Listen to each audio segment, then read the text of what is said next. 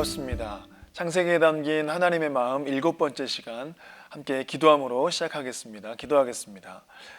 사랑의 하나님 감사합니다.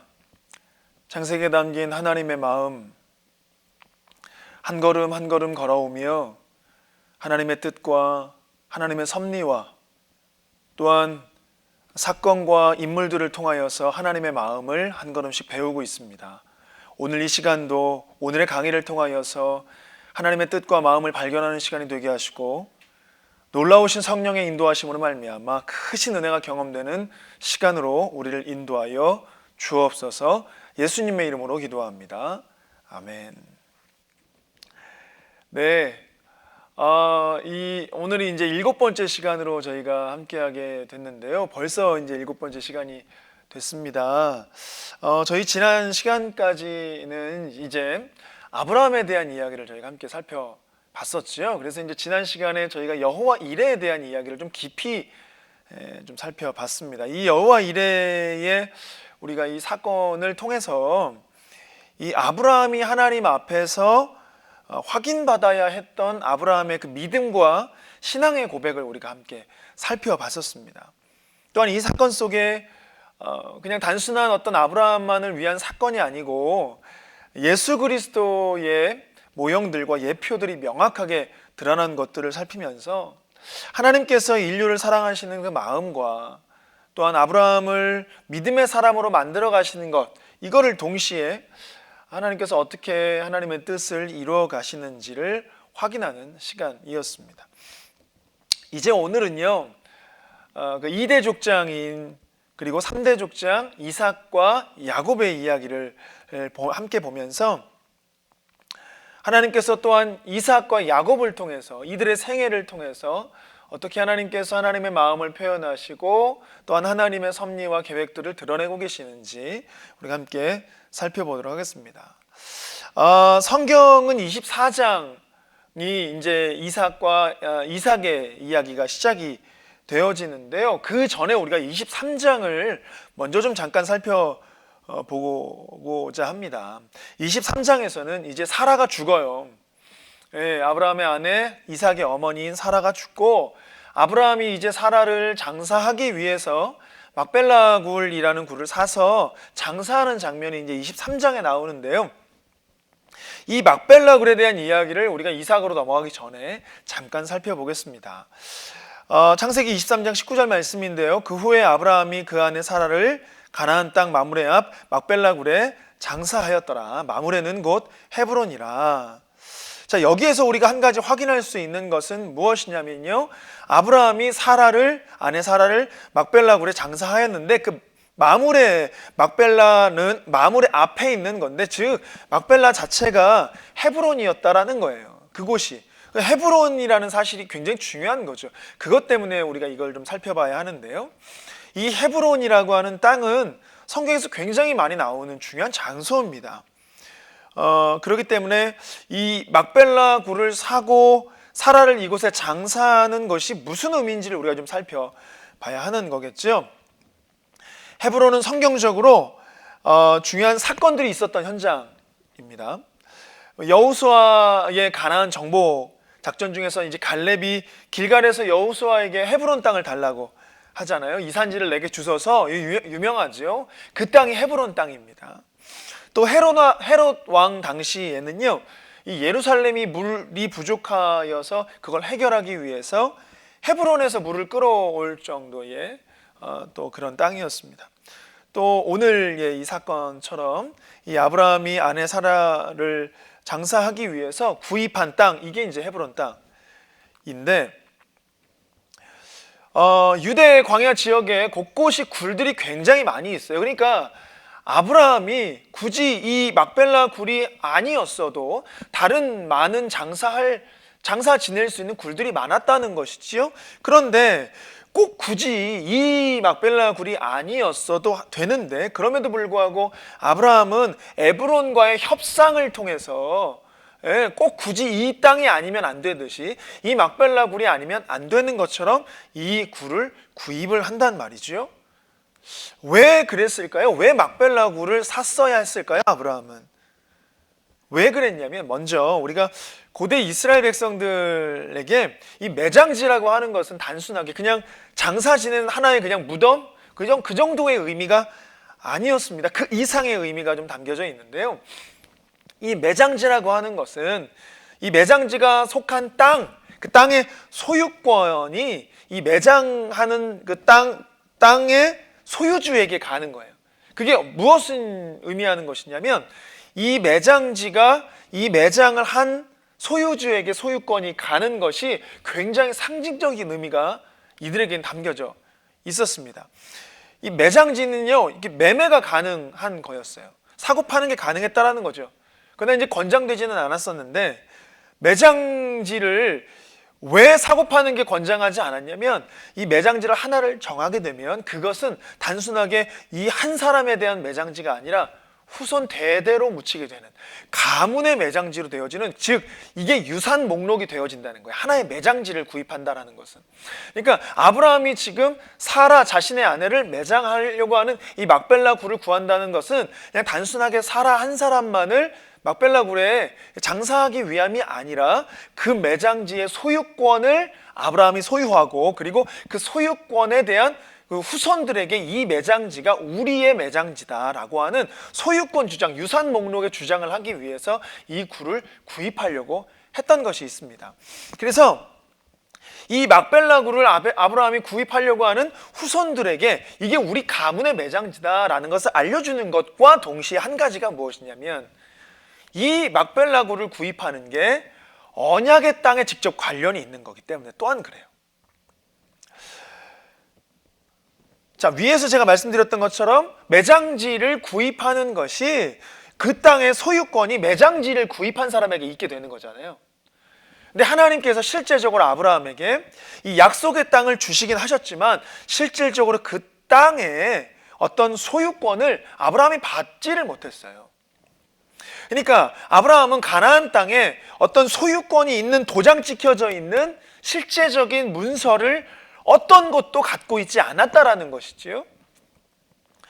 그러다 보니까 지금 아브라함에게 있어서 이 막벨라 굴을 구입한다라는 것이 얼마나 큰 의미이냐면, 하나님께서 약속하신 땅을 돈을 지불하여서, 정확한 대가를 지불하여서 땅의 소유권을 갖기를 원한 거예요. 이게 하나님의 약속에 대한 실제적인 성취를 지금 이루려고 하는 아브라함의 행동이, 믿음의 행동이 보여지는 것입니다. 그렇기 때문에 그냥 단순하게 매장지를 구입하는 것으로만 보는 게 아니라 하나님의 약속, 언약하신 바에 의한 아브라함의 믿음의 행보이기 때문에 굉장히 중요한 부분이라는 것이죠. 이제 아브라함이 이 에브론으로부터 이 땅을 구입한 이야기를 좀 보겠습니다. 아브라함은 이 해쪽 속 에브론에게 무엇을 이야기를 했냐면, 이 땅을 구입하면서, 막벨라 굴을 구입하면서 이후자트 케베르라는 것을 요청을 해요. 이후자트 케베르가 무엇인가? 창세기 23장 4절 말씀을 보겠습니다.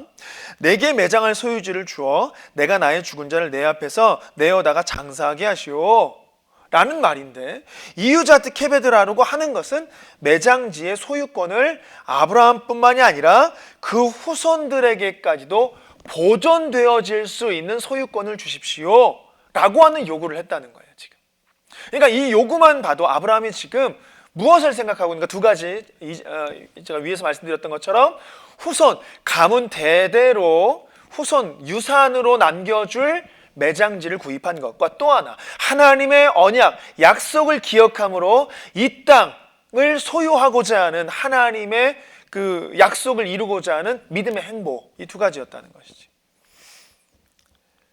다시 말해서 이 아브라함은 이게 이제 막벨라 굴을 구입하는 게 한시적인 차원이 아니라 영구적 소유권을 지금 이야기하고 있는 거예요. 그래서 창세기 23장에 이제 아브라함과 이 에브론의 땅의 내용들을 이렇게 좀 보면 이거에 대한 이제 에브론이 실갱이들을 하지요. 그래서 마치 내용들을 보면 에브론이 이 막벨라 굴을 아브라함에게 공짜로 주려고 하는 것처럼 보여요. 그러지 마라. 주인이요, 내가 이 땅을 당신에게 값을 받고 하지 않겠다. 그냥 공짜로 줄 테니까 그 공짜로 주는 땅에서 장사를 해라 라는 이야기들을 하지요. 굉장히 친절합니다. 아브라함이 매장지를 구입을 요청했을 때 어느 곳이든지 아브라함 원하는 데에서 그냥 장사를 지내라. 그런데 굳이 아브라함은 막벨라 굴을 소유하려고, 자기한테 팔라고 얘기를 합니다. 그랬더니 에브론이 다음과 같이 이런 이야기를 하지요. 23장 11절 말씀인데, 내 주여 그리 마소서, 내 말을 들으소서. 내가 그 밭을 당신에게 드리고 그 속의 굴도 내가 당신에게 드리되 내가 내 동족 앞에서 당신에게 드리오니 당신의 죽은 자를 장사하소서. 계속해서 이런 실갱이들을 하는 거예요. 그래서 얼핏 보면 에브론이 공짜로 밭과 막벨라 굴을 아브라함에게 주는 것처럼 사실은 보이지만, 사실은 에브론이 완곡한 표현으로 아브라함에게 밭과 막벨라 굴을 팔 의사가 없다라는 것을 표현하는 거예요. 지금 공짜라고 이렇게 꼭 이들에게 무언가를 베푸는 것처럼 보이지만 그게 아니라는 거죠. 그냥 어떤 표현이냐면, 사실 이들이 표현하는 거는 한시적으로 밭과 막벨라 굴은 매장지로 내어줄 수 있다, 한시적으로. 그러나 아브라함 세대가 지나고 난 다음에는 그 소유권은 여전히 에브론에게 있으니까 후손에게 이 막벨라 굴은 전해지지 않겠다. 그 소유권은 여전히 우리에게 있으니 다 한시적으로 그냥 장사 지내는, 그냥 이 사라 장사하는 정도까지만 우리가 허용하겠다라고 하는 소유권에 대한 이 넘어가는 것을 거절한 거예요, 사실은. 아브라함이 한번 이렇게 거래를 시도했습니다. 근데 이제 자꾸 이게 거부가 되는 거죠. 그러니까 막 이 에브론이 이제는 아니라고, 그냥 그러지 않겠다고. 그런데 계속해서 땅값이 얼마냐고 물어보자 에브론이 땅값은 은 400세겔인데 안 줘도 된다고, 우리가 그걸 당신에게 받지 않겠다고 이야기를 합니다. 그러나 끝까지 아브라함은 그 값을 치르고 막벨라 굴을 구입합니다. 그리고 정식으로 에브론에게 이 땅의 소유권을 정식으로 받는 사건이 바로 이 사건이 되는 것이죠. 이제 이 아브라함이 에브론에게 구입한 막벨라 굴에 대한 결론의 부분을 좀 본다면, 23장 20절 말씀에 이와 같이 그 밭과 거기에 속한 굴이 헷 족속으로부터 아브라함이 매장할 소유지로 확정되었더라 라는 이야기를 쓰면서 라 아우자트 케베르라는 표현이 쓰는 거예요. 소유지가 확정됐다, 라 아우자트 케베르라고 이야기를 하면서 이제는 법적으로 이 땅은 아브라함의 땅, 그리고 아브라함의 가문의 땅이다 라는 것을, 소유권을 주장을 하는 거예요. 이게 왜 중요하냐면요, 이 당시에 물론 이 헷족속 에브론과 그리고 아브라함 시대에는 희년의 제도는 없었어요.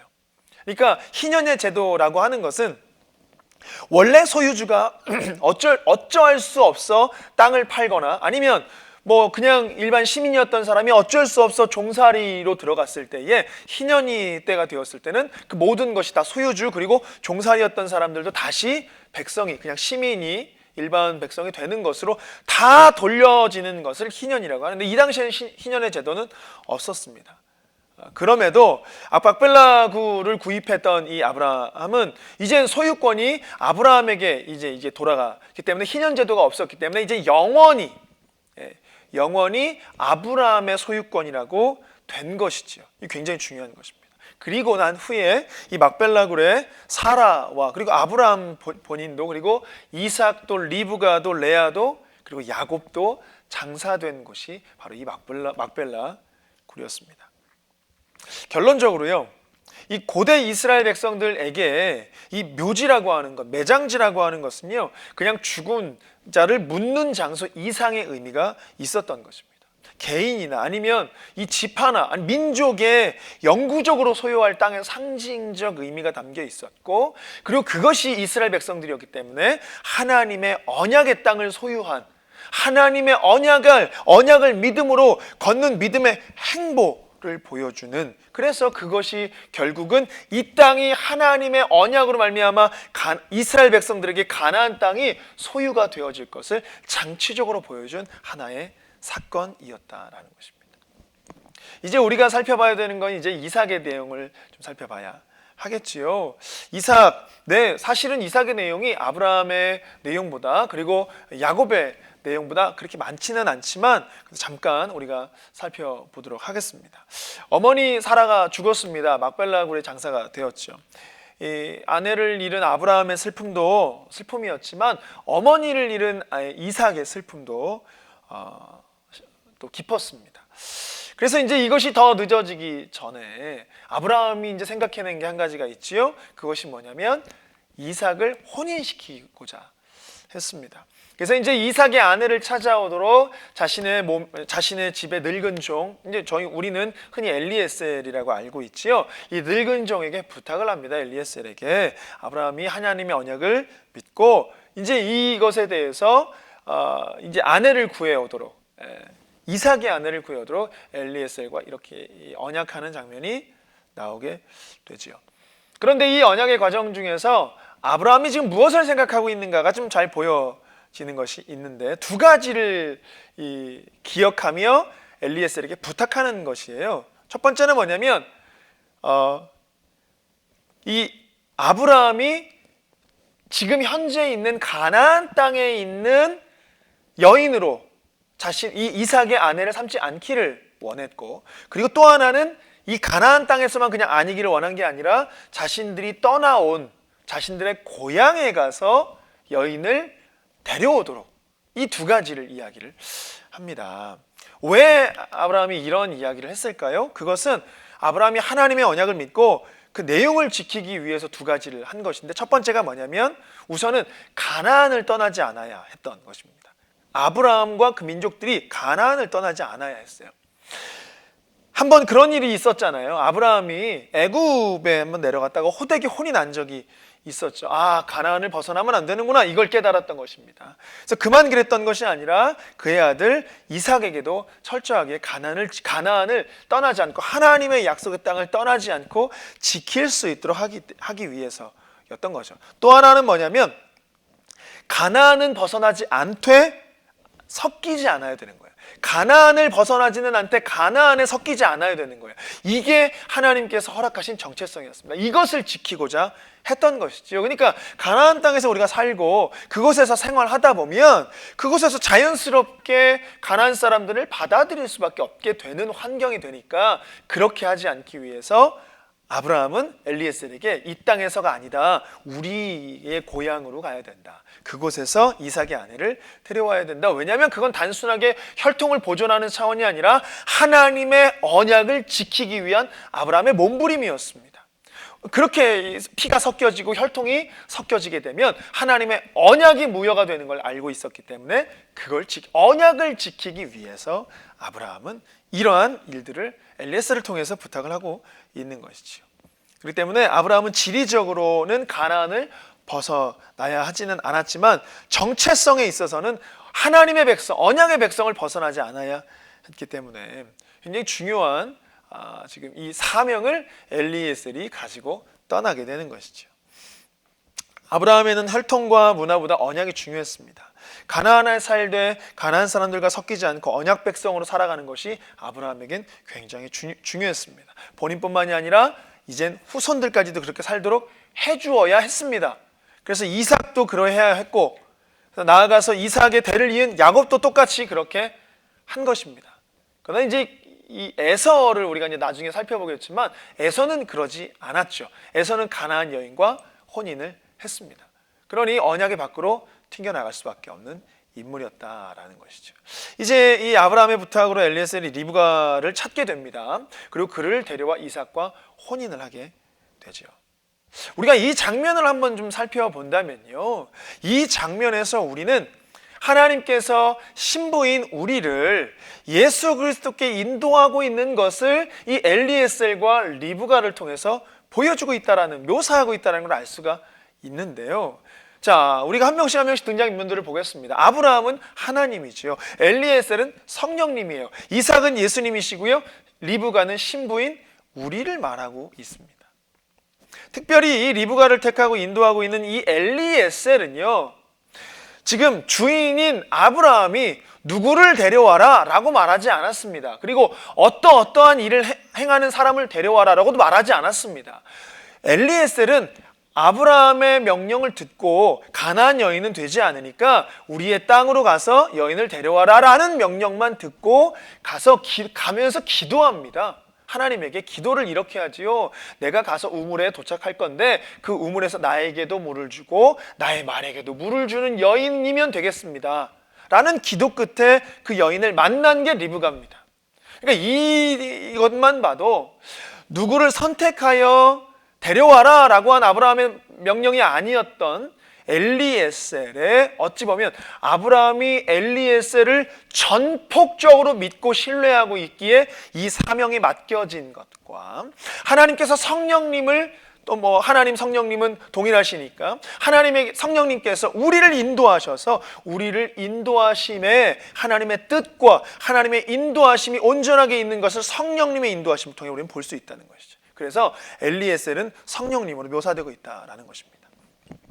자, 이제 이삭의 아내를 선택함에 있어서 하나님께 기도하고 그 예정을 떠나는데 이 성령님은 사실 성경에 이런 표현이 있죠. 몽학선생이다라는 표현이 있어요. 그러니까 뭐냐면 예수 그리스도께 우리를 인도하고 계시는, 결국에는 우리를 예수 그리스도께로 인도하는 목적이 성령님의 목적이다. 그러니까 엘리에셀의 목적은 리브가를 이삭에게로 데려오는 것이 엘리에셀의 목적이었습니다. 아브라함에게 데려올 그러니까 아브라함의 명령을 듣고 순종하고 있지만 그 여인을 아브라함에게 데려가는 것이 아니라 이삭에게 데려가고 있는 거예요. 이게 지금 성령님의 움직이심과 동일한 표현을 하고 있다는 것입니다. 후에 이제 25장에서 아브라함이 죽고 이제 에서와 야곱이 태어납니다. 그리고 26장에서 아브라함이 흉년을 맞아 애굽에 내려가 이 아내 사라를 누이라고 말했던 이 사건과 동일하게 이삭도 자기의 아내를 누이라고 이야기를 합니다. 또한 이삭은 흉년을 맞아 애굽에 내려가긴 했지만 하나님께서 이제 이삭에 나타나셔서 하나님께 지시한 땅으로 거주할 것을 말씀하시면서 아브라함에게 주신 축복을 동일하게 하십니다. 그 말씀이 창세기 26장입니다. 제가 잘못 기록을 했네요. 창세기 26장 1절에서 6절까지의 말씀입니다. 아브라함 때에 첫 흉년이 들었더니 그 땅에 또 흉년이 들매 이삭이 그랄로 가서 블레셋 왕 아비멜렉에게 이르렀더니 여호와께서 이삭에게 나타나 이르시되 애굽으로 내려가지 말고 내가 내게 지시하는 땅에 거주하라. 이 땅에 거류하면 내가 너와 함께 있어 내게 복을 주고 내가 이 모든 땅을 너와 내 자손에게 주리라. 내가 내 아버지 아브라함에게 맹세한 것을 이루어 내 자손을 하늘의 별과 같이 번성하게 하며 이 모든 땅을 내 자손에게 주리니 내 자손으로 말미암아 천하 만민이 복을 받으리라. 이는 아브라함이 내 말을 순종하고 내 명령과 내 계명을 내 율례와 내 법도를 지켰음이라 하시니라. 이삭이 그랄에 거주하였더니. 이 장면에서 지금 하나님께서 아브라함에게 하셨던 축복의 내용을 이제는 이삭에게 하고 있습니다. 그렇죠? 그래서 이제 이 이삭이 그 축복을 듣고 이 그랄 땅에 거주하게 됩니다. 그런데 이 아버지와 동일하게 이 땅에서, 그랄 땅에서 자기 아내가 아내라고 하면 자기가 죽임을 당할까 두려워하여 리브가를 아내가 아니라 누이라고 속이죠. 그리고 이제 그 블레셋 왕 아비멜렉에 의해서 왜 속였냐라고 이야기를 하고 이제 그들을 건들지 말라 전체 공포를 합니다. 그런데 그 해에 농사를 지었어요. 그 그랄 땅에서 그냥 그 공포가 되어지고 건들지 마라라고 하고 난 후에 농사를 지었는데 하나님께서 이삭에게만 복을 주셔서 100배의 축복을 받게 됩니다. 그리고 마침내 거부가 되죠. 이것을 시기한 블레셋 사람들이 이 아버지 아브라함 때에 파놨던 우물들을 다 흙으로 메워버리고 블레셋 왕 아비멜렉은 이삭이 이 땅에서 떠나기를 요청하지요. 그래서 이제 그랄 땅에서 떠나서 그랄 골짜기에서 장막을 치게 됩니다. 그때 이제 우리가 너무 잘 아는 사건이에요. 이 아버지 아브라함 때 팠던 우물들을 이제 다시 파기 위해서 이제 이삭이 종들에게 이 땅들을 팝니다. 그런데 이 그랄에 있는 목자들과 이렇게 다툼으로 인해서 첫 번째도 뺏기고 두 번째도 뺏기고, 이거 뺏기고 난 후에 세 번째 팠는데 그때는 뺏기지 않았어요. 그때 이제 하나님께서 축복을 주셨다라고 하고 제단을 쌓고 하나님께 예배를 드립니다. 이게 지금 이 이삭에게 아주 중요한 사건인 우물에 대한 사건인 거예요. 근데 이 우물의 사건이 왜 이삭에게 그렇게 별로 아브라함과 야곱보다도 별로 내용도 많이 차지하지 않고 있는 이삭의 내용 중에 이렇게 우물에 대한 내용을 왜 이렇게 자세하게 설명을 하고 있는가? 굉장히 중요한 부분이에요.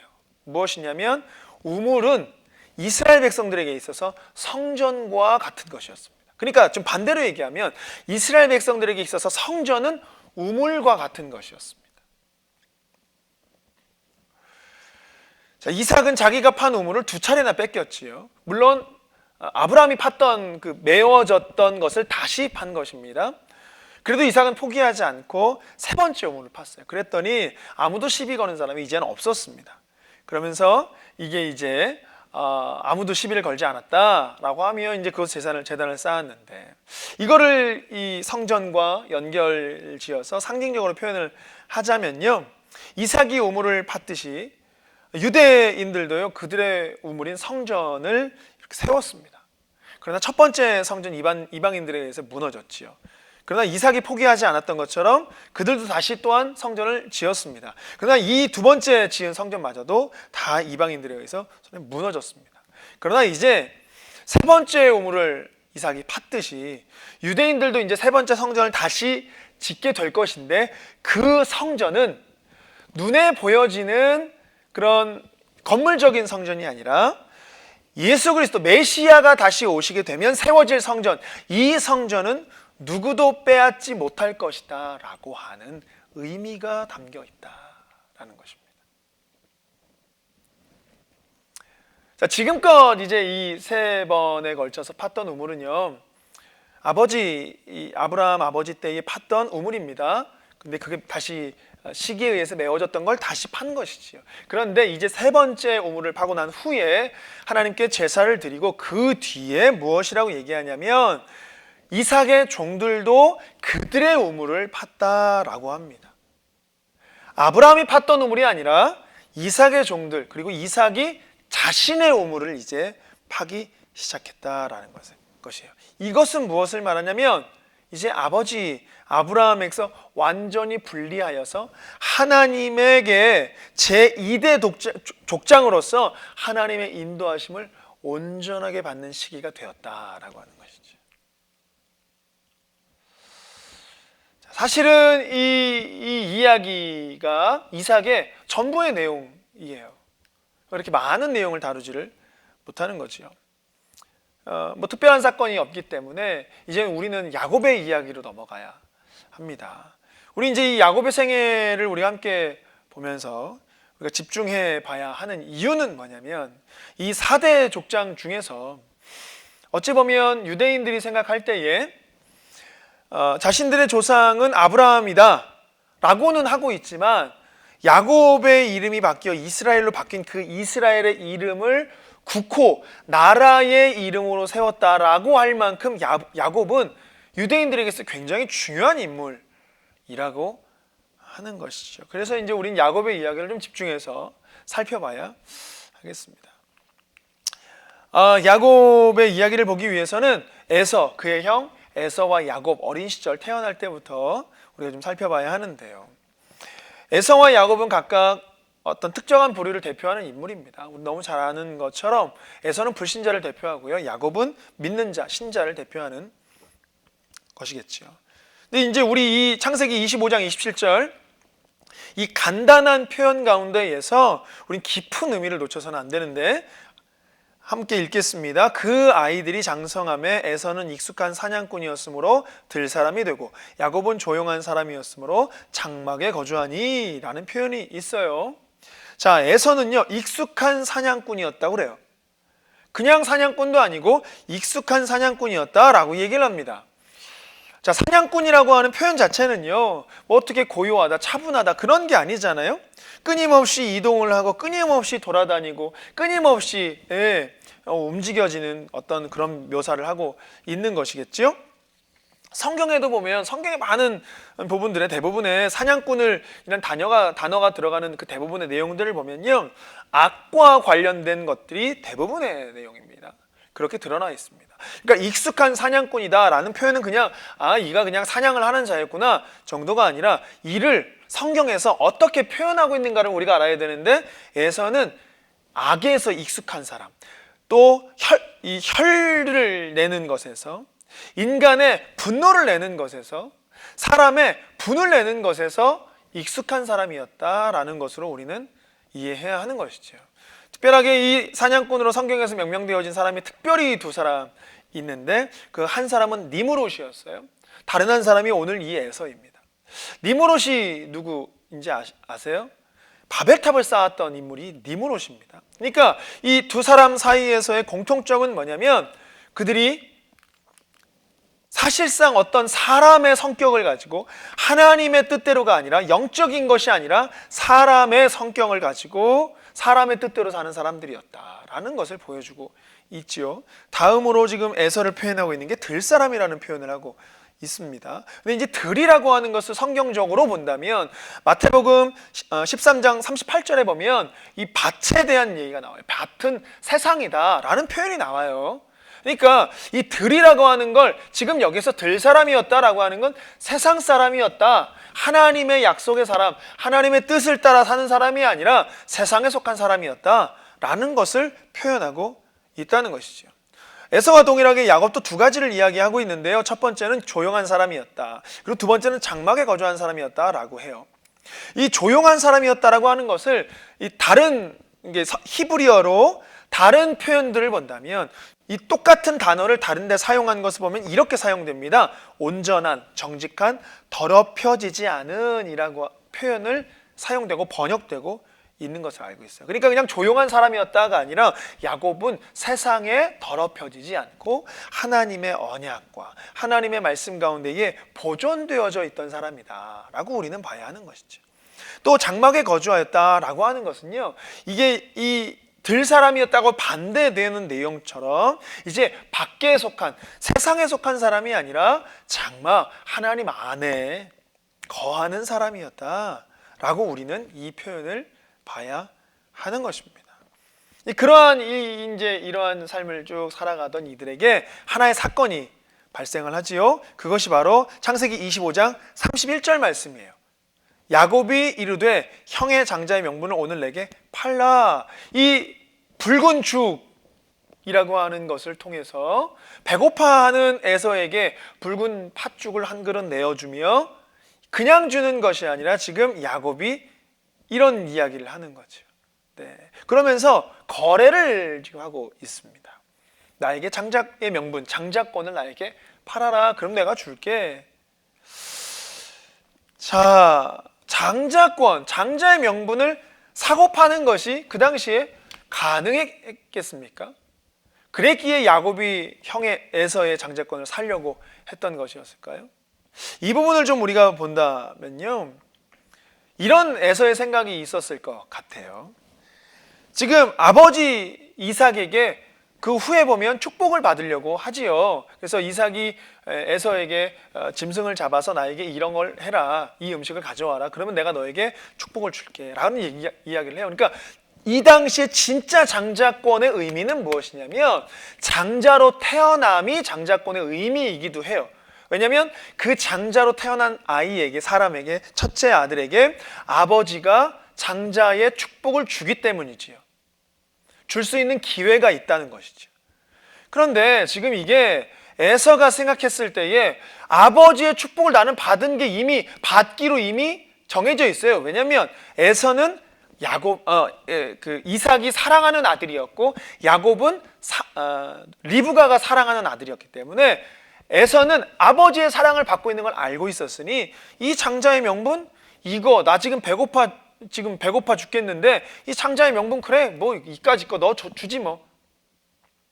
그러나 아버지로부터의 축복의 그 기도는, 정말 진정 장자의 권세는 내가 받겠다 라고 이야기를 하는 에서의 태도가 들어가 있는 것입니다.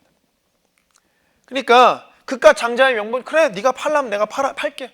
그러나 아버지께 축복받는 건 나다. 아버지께 축복을 받는 자가 진짜 장자니까 뭐 이게 무슨 문제가 되겠나? 그러나 그것이 에서의 문제였습니다. 창세기 25장 32절에 보면 에서가 이르되 내가 죽게 되었으니 이 장자의 명분이 내게 무엇이 유익하리요?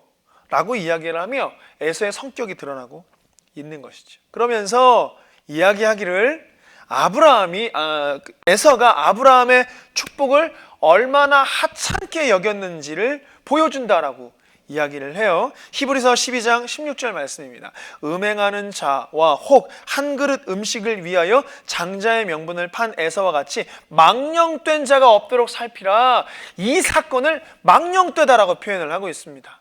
그냥 단순하게 그냥 뭐 배고프니까 그냥 하나의 그냥 해프닝 이슈 그냥 팔았던 그냥 형제들 간에 있었던 거래 별것 아니지 라고 생각했던 에서의 생각이 망령된 생각이었다라고 이야기를 하지요.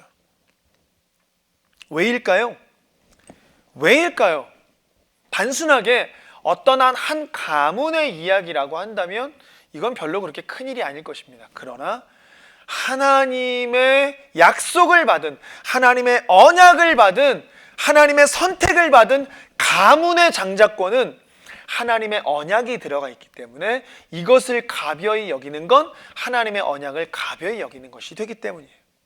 에서는 장자로서 아버지 아브라함에게 하셨던 하나님의 언약을 기억하는 자여야 했습니다. 우리 가문이 어떠한 일들을 이루어가는 가문인지를 깨닫는 자여야 했습니다. 장자라고 하는 명분은 단순하게 그냥 한 가문의 그냥 장자의 명분이 아니라 하나님께서 이 가문을 통해 무슨 일을, 우리 가문을 통해 어떠한 일들을 이루어 가시는지에 대해서 명확하게 기억할 의무까지도 있는 게 이 가문의 장자의 명분이었습니다.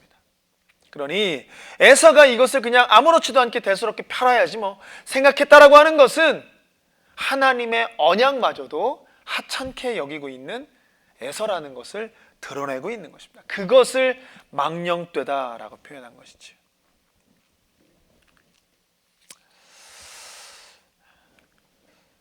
후에 이제 에서의 생각대로 아버지 이삭이 에서를 부릅니다. 그리고 나를 위하여 음식을 가져와라. 그럼 내가 너에게 축복을 하겠다.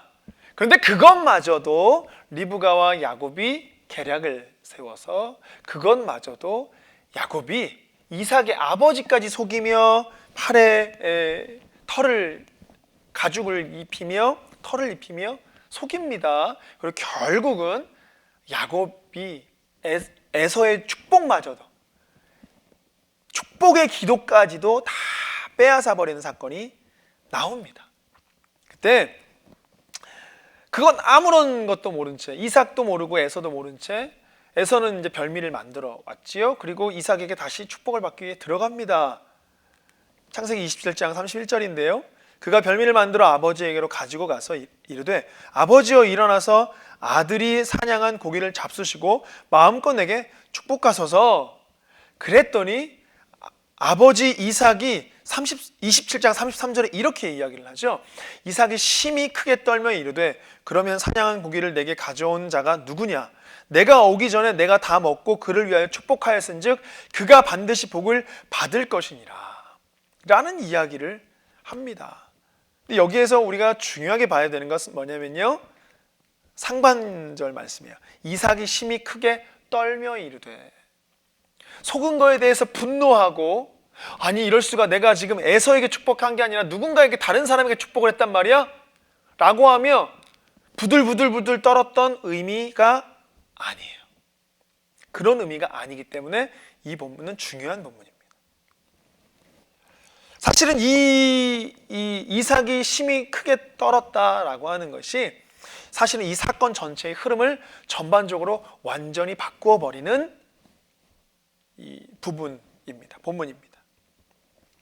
지금껏 사실은 이 가문이, 하나님께서는 야곱에게 축복을 주시기, 에서와 야곱이 태어나기도 전에 리브가의 뱃속에 있을 때부터 작은 자를 큰 자의 주인으로 삼고 큰 자를 작은 자의 종으로 되겠다라고 이미 하나님께서 약속을 하셨고 이미 하나님께서 정하신 바였습니다. 그러니 이 가문의 대를 이을 자는 처음부터 태어나기 전부터 야곱이었습니다. 그런데 이 사실을 이삭이 몰랐을까요? 이삭은 알았습니다. 이 사실을 알았어요. 알았음에도 불구하고 이삭은 에서를 사랑했습니다. 야곱을 미워했다기보다는 에서가 장자가 되기를 원했습니다. 에서가 이 가문을 이끌어가기를 원했습니다. 하나님의 약속과 상관없이, 하나님이 말씀하신 것과는 상관없이 자기의 마음에 맞는 자는 에서였기 때문에 에서를 장자로 삼으려고 했던 것입니다. 그런데 자기의 생각과 자기의 뜻과 자기가 정말 그렇게 하려고 했던 것들과 상관없이 야곱이 아내 리브가와 함께 속여서 이 일들을 진행을 했지만 그것들과 상관없이 하나님께서 예언하시고 하나님께서 선포하시고 하나님께서 말씀하신 말씀은 반드시 이루어지는구나를 여기에서 깨달은 거예요. 그러면서 심히 크게 떠는 것입니다. 그것을 우리가 어디에서 알 수 있냐면요, 이 말씀 마지막에 보면 내가 그를 위하여 축복하였은즉 그가 반드시 복을 받을 것이니라 라는 이야기를 해요. 그러면서 에서에게 어떤 이야기를 하냐면요, 내가 야곱을 다 축복해서 너에게 더 이상 축복할 게 없다, 이런 얘기를 하죠. 축복기도 그냥 해주면 되는 것인데 왜 이런 이야기까지 했을까요? 이제는 인정을 한 것입니다. 하나님께서 하나님의 일을 어떻게 이루어 가시는가 이삭도 인정을 하게 된 것입니다. 그러니 축복기도 해줄 수 있죠. 에서에게 또 해줄 수 있죠. 그러나 이거는 단순하게 축복 기도의 차원이 아니라 이 가문의 장자의 축복이 야곱에게 넘어갔기 때문에 장자의 축복은 너에게 이제 해줄 수가 없어 라고 하는 이삭의 이야기가 있는 것입니다. 또한 이것을 받쳐주는 말씀으로 히브리서 11장 20절 말씀 이렇게 이야기를 하고 있죠. 믿음으로 이삭은 장차 있을 일에 대하여 야곱과 에서에게 축복하였으며 라고 이야기를 하는 거예요. 이삭은 이제 깨달은 것입니다. 우리의 가문을 이끌어가는 건 야곱이구나. 하나님은 야곱을 선택하셨구나. 처음부터 선택하신 하나님의 선택에 따라서 내가 야곱에게 장자의 권을 주려고 계획을 했다면 에서와의 이런 문제가 있지 않았을 텐데, 처음부터. 그리고 하나님의 일하심을 바라보며 이젠 이 이야기의 뒷면으로 이삭은 빠지는 것이죠. 사라져 버리게 됩니다. 자, 이제 야곱은 형 에서를 피해서 도망을 해야 했습니다. 그리고는 이제 도망하던 중에 잠을미 들게 되죠. 우리가 너무 잘 아는 사닥다리 환상을 보게 됩니다. 이 사닥다리 환상을 통해서 하나님에 대한 인식을 해요. 그리고 그곳에서 이곳은 베델이다, 하나님의 집이다, 내가 다시 돌아와서 이곳에 제단을 쌓겠다 라는 서원을 해요. 그리고는 삼촌 집으로 도피를 하고 그곳에서 한 20년의 시간을 생활을 하게 됩니다. 14년이라고 하는 사랑하는 아내 라헬을 얻기 위해서 삼촌에게 속아가며 7년간 14년간의 일을 하는 것을 포함하여서 20년간의 이제 일을 하는 그곳에서 종이 아닌데도 종과 같은 모습이 되어서 그 일들을 기업을 이끌어 갑니다.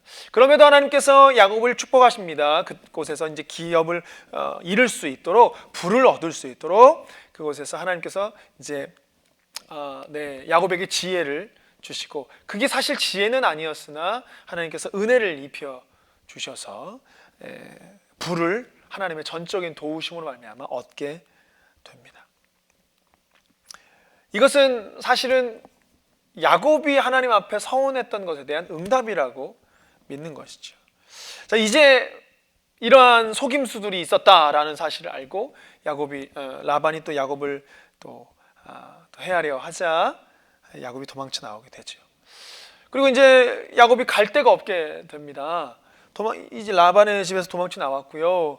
이제 에서에게서도 도망쳐 나온 야곱이 어디로 가야 할지 몰랐어요. 고향으로 돌아가도 될까? 에서 형에게 돌아가도 괜찮을까? 그러고 있던 중에 소식 하나를 듣죠. 형 에서가 400명의 용사를 데리고 자신을 잡으러 온다는 소식을 들은 거예요. 정말 진퇴양난이 돼버린 것입니다.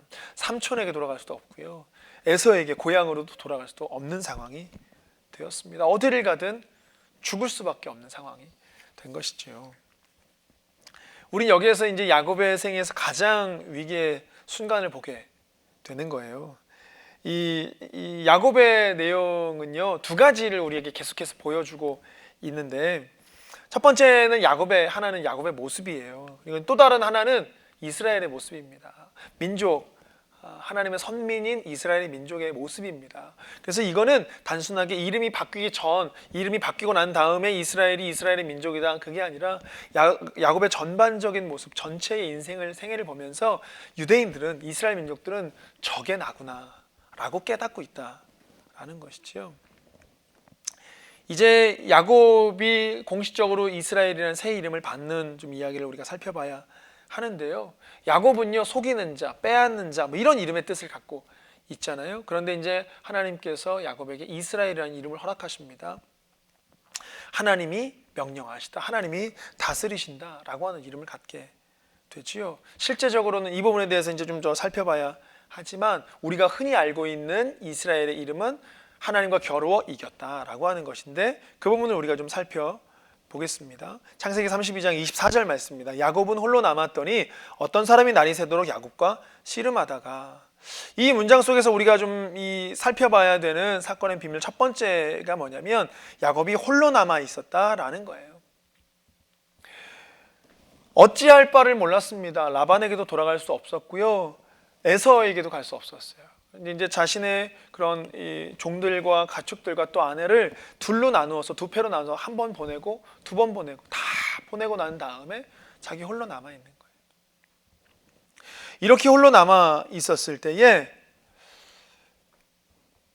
하나님과 둘이 남게 되어진 이 상황 속에서 우리는 우리 자신을 바로 보는 그런 유일한 길이 된다라는 것을 이 야곱이 홀로 남았다라는 걸 통해서 우리는 알 수 있습니다. 하나님께서 나를 지금 어떻게 생각하고 계시는가? 하나님이 나의 삶을 지금 어떻게 생각하고 계시는가? 이거는요, 우리가 언제요? 홀로 남을 때, 그때서야, 하나님과 홀로 남았을 때 비로소 우리는 이것을 알 수 있게 되는 거예요. 나로부터 떠나 있고요, 자기 스스로부터 떠나 있고, 세상으로부터 떠나 있고, 본성의 모든 생각과 판단과 상상과 추론으로부터 떠나 있고, 모든 것에서 떠나 하나님과 홀로 남아 있을 때에만, 오직 이때만 우리는 우리 스스로가 누구인지 정확하게 판단할 수 있습니다. 하나님과 홀로 남아 있을 때에만 하나님이 나에게 무엇이라 말씀하시고, 내가 어떠한 자인지 나의 정체성에 대해서 정확하게 알 수가 있는 것입니다. 그런데 무엇이라 되어 있죠? 홀로 남았는데 어떤 사람이 날이 새도록 야곱과 씨름했다라고 그래요. 어떤 사람이, 갑자기 신비스러운 어떤 사람이 등장합니다. 방문합니다. 그러더니 야곱에게 씨름을 걸어요. 막 씨름을 거는데, 이걸 사실 우리는 종종 성도가 하나님 앞에 기도하는 기도의 씨름, 이 기도의 능력, 이런 부분으로 우리가 이 부분을 본단 말이죠. 사실은 그렇지 않습니다. 왜냐하면 야곱이 씨름한 게 아니거든요. 어떤 사람이 갑자기 야곱에게 씨름을 건 거예요.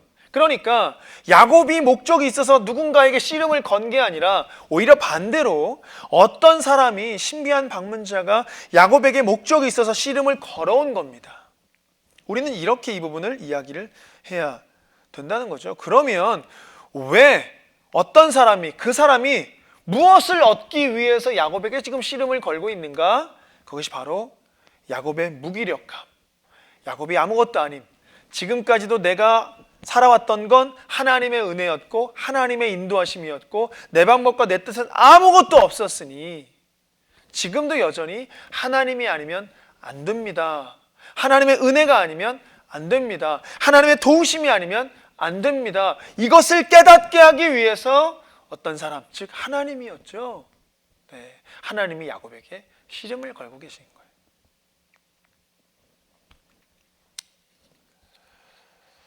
그런데 한 가지 우리가 좀 생각해 봐야 되는 게 뭐냐면, 굳이 야곱에게 이것을 깨닫게 하려면요, 야곱이 무기력하고 야곱이 아무것도 아니다 라는 것을 깨닫게 하려면 우리 잘 아는 것처럼 여기 허벅지 관절을 쳐가지고, 여기 골반이라고 하죠, 허벅지 관절을 쳐서 야곱이 절름발이가 되게 했잖아요. 그 뒤로 야곱은 평생토록 절름발이 인생을 살게 됩니다. 그러면 처음에 하나님이 이제 야곱에게 씨름을 거셨을 때 그가 무기력함을 깨닫기 위해서 씨름을 걸자마자 허벅지 관절을 쳐서 절름발이가 되게 했다면, 나 무기력 같구나 바로 깨달았을 텐데, 왜 하나님은 야곱과의 씨름을 밤이 새도록 하셨을까요? 이것은 하나님께서 야곱을 향한 참고 인내하심을 보여주는 장면입니다. 야곱으로 하여금 스스로 깨닫고 스스로 돌이켜 나는 아무것도 할 수 없습니다 라는 것을 인정하기를 참고 인내하고 기다리시는 하나님을 드러내고 있는 것입니다. 이런 오랜 시간 끝에 하나님께서 야곱을 이기지 못함을 보시고 라고 해요. 야곱을 이기지 못하심으로 야곱의 허벅지 관절을 칩니다. 정말 이기지 못해서 하나님께서 야곱을 허벅지 관절을 치시는 걸까요? 정말 이기지 못해서? 이런 것이지 않을까 해요. 아버지가 어린 아들과 씨름으로 몸싸움을 해준다고 한다면요, 힘을 다하여서 하지 않지요. 오히려 이 아이가 다칠까봐, 이 몸싸움을 하는 과정 가운데서 이 아이가 다칠까봐 이 아이를 붙들고 있는 겁니다. 이게 아버지의 씨름이에요. 힘이 동등한 관계에서는 이를 넘기기 위해서, 이기기 위해서 씨름을 하지만, 아버지는 어린 아들과 함께 씨름을 할 때에는 이 아이가 혹여나 이렇게 하다가 다치진 않을까 붙잡고 있는 모습이 될 것입니다. 하나님이 지금 야곱과 이런 씨름을 하고 계신 것이지요. 그럼에도 고집을 꺾지 않고 있는 야곱, 그럼에도 내가 이 앞에 있는 이 사람을 이길 수 있겠다라고 생각하고 끝까지 고집을 부리고 있는 이 야곱을 정말 살짝 건드신 거예요. 톡 건드신 거예요. 그랬더니 허벅지 관절이 부러져 버렸습니다. 이제 야곱이 깨달았습니다. 나는 아무것도 할 수 없구나. 나는 무기력하구나. 그때부터 이제 야곱이 진정으로 해야 될 행동을 취하는 거예요. 그게 뭐냐면 끝까지 붙들고 놓지 않는 거예요. 하나님이 야곱을 이기지 못함을 보시고 허벅지 관절을 치고 가려고 하셨습니다. 벗어나려고 하셨습니다. 더 이상 씨름하지 않으려고 하셨습니다. 그때부터 야곱의 진가가 나오기 시작하는 거예요. 지금까지는 자신의 고집이었습니다. 지금까지는 자기의 교만이었습니다. 지금까지는 내가 이길 수 있다고, 내가 살아갈 수 있다고, 나의 방법대로 행할 수 있다고 생각했던 야곱의 생각이었습니다. 그런데 이제는 하나님께서 이렇게 한번 치시고 난 후에 야곱의 진가가 드러나기 시작하죠. 하나님이 아니면 안 됩니다. 주님이 나를 축복하시지 않으면 안 됩니다. 나는 아무것도 아닙니다. 무기력합니다. 고백하기 시작했습니다. 붙들고 놓아주지 않기 시작을 한 것입니다. 처음에는요, 하나님께서 씨름을 시작하셔서 야곱이 무기력함을 깨닫고 아무것도 아님을, 스스로 아무것도 할 수 없고 하나님의 은혜가 필요함을 깨닫기를 원하여서 하나님이 씨름을 시작하셨지만, 이제는 야곱이 씨름을 끝내려 하지 않아요. 하나님, 나에게 축복 주시지 않으면, 나에게 다시 언약을 주시지 않으면, 나에게 다시 하나님 힘을 주시지 않으면 내가 앞으로 살아갈 수 없습니다. 그러니 하나님, 끝까지 나는 하나님의 축복을 받기 전까지 놓을 수가 없습니다 라고 하는 야곱의 모습을 보는 거죠. 그러한 야곱의 씨름 앞에서 하나님께서 응답하십니다. 창세기 32장 28절 말씀입니다. 그가 이르되 내 이름을 다시는 야곱이라 부를 것이 아니요 이스라엘이라 부를 것이니 이는 내가 하나님과 및 사람들과 겨루어 이겼음이니라 라고 이야기를 해요. 사실 이 부분은 좀 정확한 해석이 좀 필요합니다. 제가 위에서 잠깐 말씀드렸었는데요, 많은 사람들이 하나님과 싸워서 이겼다, 이걸 이스라엘이라 라고 이야기를 합니다. 사실은 이제 그거보다도 더욱더 합리적인 그런 해석은 무엇이냐면요, 아까도 제가 말씀드렸죠, 하나님과 야곱의 씨름은 아버지와 어린 아이와 씨름하는 것과 같다라고 했어요. 그러니 하나님이 힘이 없으셔서 이 아이에게 져준 게 아니잖아요. 아버지가 힘이 없어서 이 아들에게 져준 게 아닙니다. 끝까지 축복해 주시기를, 끝까지. 이제는 하나님이 아니면 안 됩니다. 하나님이 아니면 안 됩니다. 지금껏 내 고집으로 살았습니다. 인정합니다. 지금껏 내 방법대로 살았습니다. 인정합니다. 지금껏 나의 뜻대로만 살았습니다. 인정합니다. 그러나 하나님, 이제는 하나님의 은혜가 아니면 도저히 살 수 없는 인생이 나의 인생입니다. 끝까지 붙들고 있는 야곱에게 감동하신 거예요. 하나님이 감동하신 겁니다. 그리고 이 이스라엘은 하나님께서 마침내 감동하셨다라는 표현으로 야콜이라고 쓰는 거예요. 야콜. 감동했다. 야곱이 하나님을 끝까지 붙드는 것에 성공했다라는 의미인 거예요. 그래서 하나님께서 명령하셨고 하나님께서 다스리시는 사람이 되었다. 하나님의 정말 인도함을 받는 온전한 하나님의 붙드심을 있는 사람이 되었다 라는 뜻이 바로 이 이스라엘이라는 뜻이라는 거예요. 하나님을 이겼다 라는 단순한 차원이 아니라 하나님이 아니면 안 되는 사람이 되었다. 이게 이스라엘의 진짜 뜻이 될 것입니다. 그렇게 이제 하나님이 아니면 안 되는 이스라엘, 새로운 이름을 받은 야곱은 이스라엘로 살아가며 이 이후에 가나안에 만들어진 나라가 국호가 되어져서 이스라엘은 하나님이 다스리시는 나라, 이스라엘이란 이름만 들어도 하나님이 없으면 안 되는 나라라고 인정되어지는 이스라엘, 야콜이라고 불려지는 나라로 살았다라는 것이죠. 그렇게 이스라엘이라는 이름을 받고 이제 형 에서와 회복하고, 에서는 자신의 길 세일로 돌아가고, 야곱은 가나안 땅 세겜 성읍을 장막을 치고 거기서 제단을 쌓고 에렐로의 이스라엘이라고 명명하고 그곳의 이름을 하나님은 이스라엘의 하나님이시다 라고 이야기하며 이제는 야곱의 생애에 하나님을 떠나지 않는 삶을 살기 시작을 합니다. 그렇게 은혜를 입고 살던 야곱에게 35장에 하나님께서 다시 한번 찾아오시는 사건이 있는데요, 그게 무엇이냐면 하나님이 야곱에게 이르되 일어나 베델로 올라가서 거기 거주하며 내가 내 형 에서의 낯을 피하며 도망하던 때에 내게 나타나던 하나님께 거기서 제단을 쌓아라 하신지라. 자, 지금 보면요, 이제 하나님의 은혜를 입고 에렐로헤 이스라엘, 하나님은 이스라엘의 하나님이십니다, 이스라엘 이름을 가지고 이제 이스라엘로 살아가는 야곱이 갑자기 하나님께서 나타나셔서 하나님이 야곱에게 이르셨다라고 얘기를 해요. 이스라엘에게 이제 이스라엘이라는 이름을 받았는데도 야곱에게 이르시는 거예요. 뭐냐면 네가 야곱이었을 때, 이스라엘이 지금 때가 아니라 야곱이었을 때 나에게 서원했던 것을 기억해라. 왜 지키고 있지 않느냐? 사실 이 말씀은 하나님께서 야곱에게 책망하시는 말씀이에요.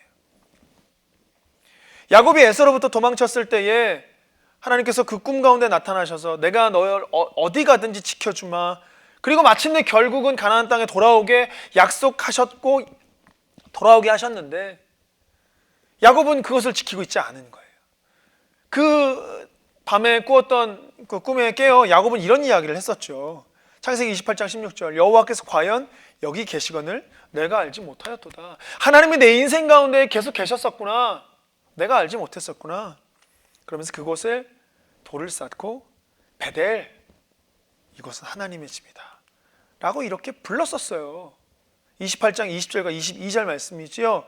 야곱이 서원하여 이르되 하나님 나와 함께 계셔서 내가 가는 이 길에서 나를 지키시고 먹을 떡과 입을 옷을 주시어 내가 평안히 아버지 집으로 돌아오게 하시면 여호와께서 나의 하나님이 되실 것이요 내가 기둥으로 세운 이 돌이 하나님의 집이 될 것이요 하나님께서 내게 주신 모든 것에서 10분의 1을 내가 반드시 하나님께 드리겠나이다 하였더라.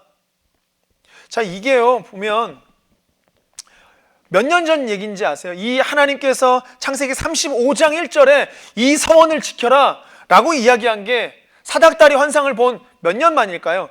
30년 만입니다. 30년 만. 거의 30년의 시간이 흘렀어요. 하나님께서 지금 그 얘기를 하셨어요. 명령을 하셨어요. 아니, 야곱이 서원을 했어요. 그런데 이 약속이 안 지켜지는 거예요. 지켜지지 않고 있는 거예요. 30년이라는 시간이 흘렀습니다. 안 지켜지고 있는 거예요. 그 다시금 하나님께서 야곱에게 찾아오신 거죠.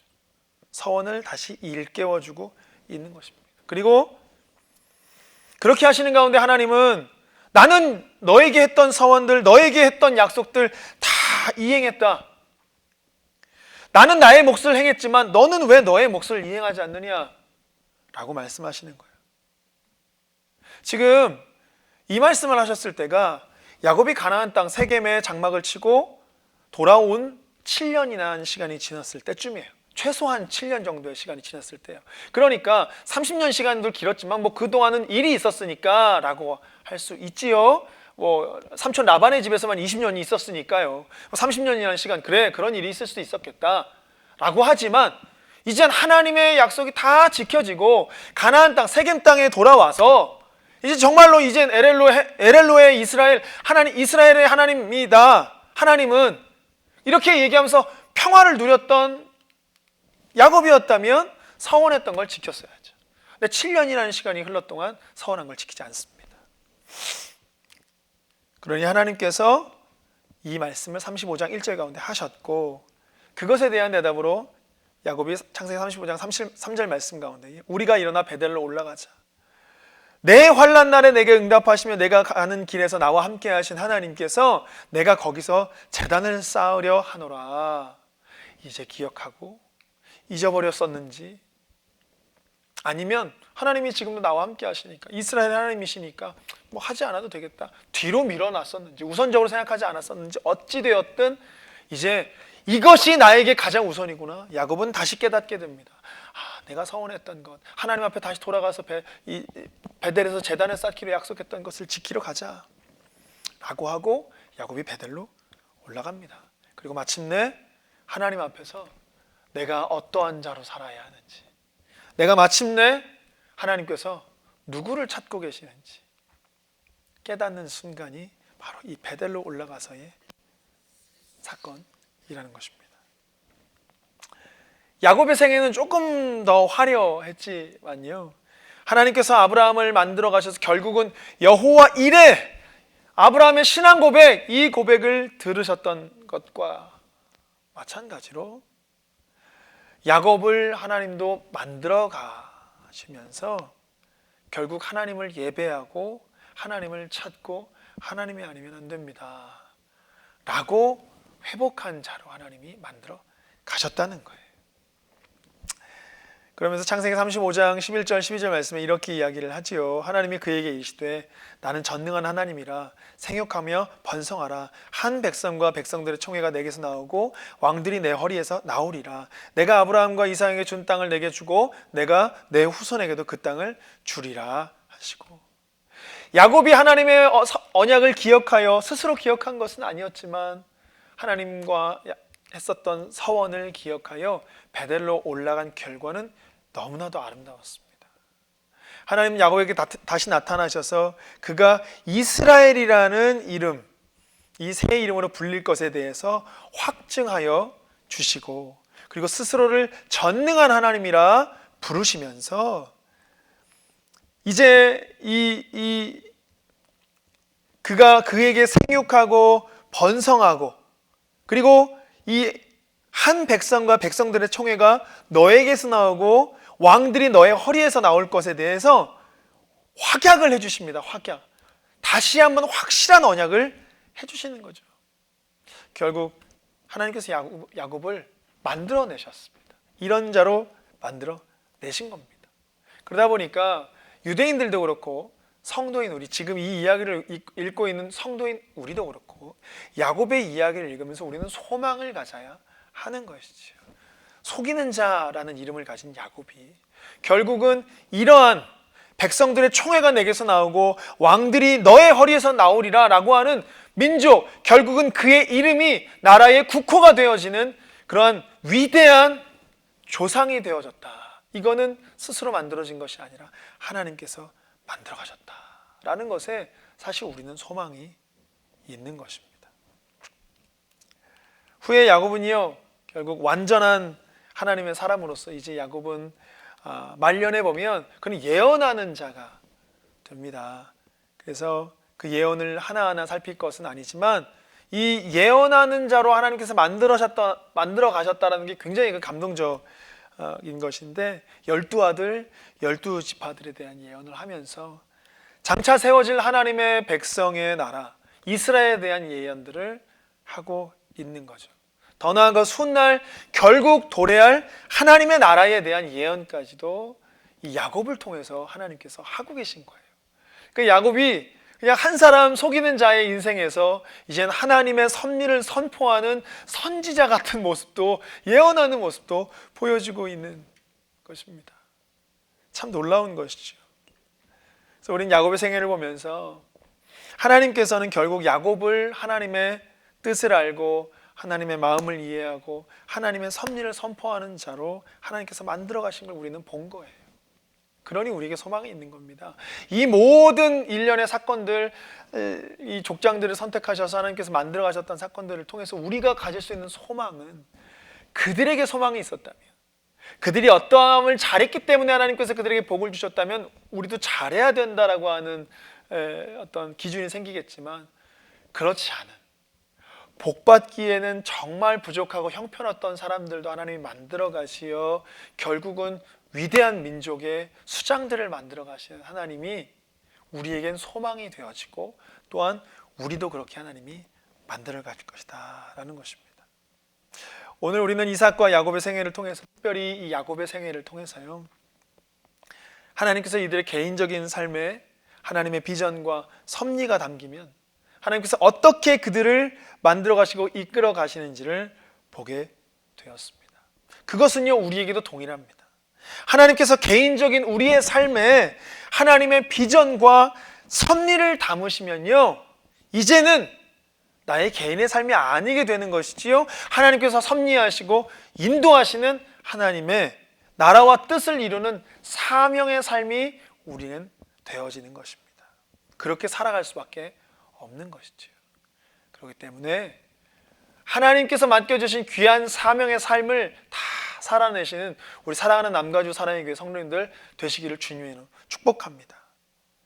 이제 우리가 다음 시간으로 마지막 우리 창세기에 담긴 하나님의 마음 편을 좀 살피게 될 건데요, 이 마지막으로 이 요셉의 생애를 우리가 다루게 될 것입니다. 그러면서 이제 마지막 시간을 갖게 될 것인데, 우리가 또 마지막까지 하나님께서 이 창세기 이 마지막 요셉을 통해서 우리에게 무엇을 말씀하시고 어떤 또 하나님의 마음을 알게 하실까 기대하고 소망하는 마음으로 우리 함께 다음 시간에 뵙도록 하겠습니다. 기도하고 마치겠습니다. 사랑하는 하나님, 감사합니다. 오늘 이삭과 야곱을 통하여서 이들의 생애를 보면서 하나님께서 이들을 어떻게 연단하시고 어떻게 다루어 가시며 어떻게 이들을 만들어 가시는지 또 한 번 아브라함 후에 살펴보게 되었습니다. 결국은 아브라함에게 소망이 있던 것도 아니고 이삭과 야곱에게 소망이 있었던 것도 아니고 하나님께서 그들을 끝까지 붙들고 계셨기에, 하나님께서 끝까지 그들을 만들어 가셨기에 하나님 그것에 소망이 있는 줄 믿습니다. 그러니 하나님, 우리 모두도, 하나님 우리 사랑하는 남가주 사랑의 교회 성도님들 모두도 이 소망을 가지고 하나님께서 우리를 인도하신다, 하나님께서 우리를 붙들고 계신다라고 하는 이 소망에서 떨어지지 않게 하시고, 이 소망 가운데에서 끝까지 지치지 않고 넘어지지 않으며 승리하는 우리 모두가 될 수 있도록 주여 은혜 허락하여 주옵소서. 예수님의 이름으로 기도합니다. 아멘. 수고하셨습니다. 다음 시간에 뵙겠습니다.